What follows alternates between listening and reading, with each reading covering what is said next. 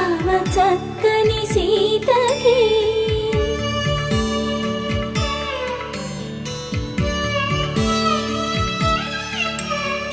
ఎర్ర జాబిలి చేయి రాముడేడని అడుగుతుంటే చూడలేదని పెదవి చెప్పే చెప్పలేమని కనులు చెప్పే నల్ల పూసైన